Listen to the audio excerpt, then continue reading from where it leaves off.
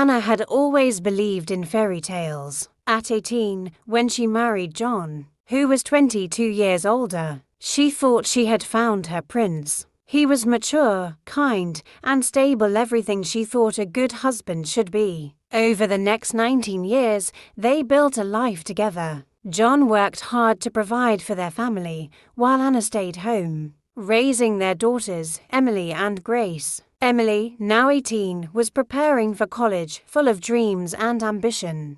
Grace, on the other hand, was only a year old, filling their home with the laughter and chaos of babyhood. Anna's life was busy but content, or so she thought. One day, while tidying up the kitchen, Anna noticed John's phone buzzing on the counter. Usually, she ignored it, respecting his privacy. But something about the name on the screen made her pause. The message preview read, "Can't wait to see you again tonight. Love you." Anna's heart sank. With trembling hands, she opened the phone. What she found shattered her world: months of affectionate messages, dinner plans, and even photos of John with another woman. That evening, Anna couldn't hide her emotions. When John walked through the door, she faced him, her voice trembling with a mix of anger and pain. "Who is Claire?" John froze. For a moment, he tried to play dumb. But Anna's piercing gaze and the evidence she had seen left no room for denial. "She's someone I've been seeing," he admitted quietly. "It's not what you think." "Not what I think." Anna's voice cracked. "You've been lying to me, to your family." "How long, John?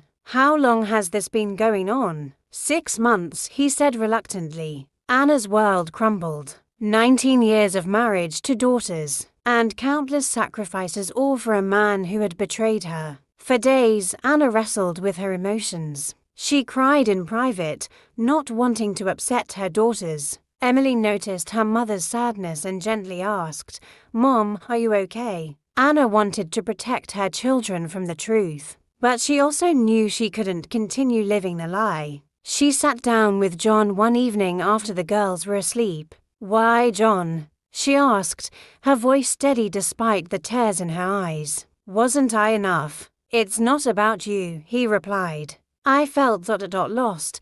You're always so focused on the kids, the house. I needed something for myself." Anna's pain turned to anger. "So instead of talking to me, you decided to cheat, to destroy everything we built together." John had no response. Anna knew then that she couldn't continue living like this. She deserved respect, honesty, and love. Leaving a marriage of nearly 2 decades wasn't easy. Anna worried about how Emily and Grace would cope, about managing on her own. But with every step she took, she found strength she didn't know she had.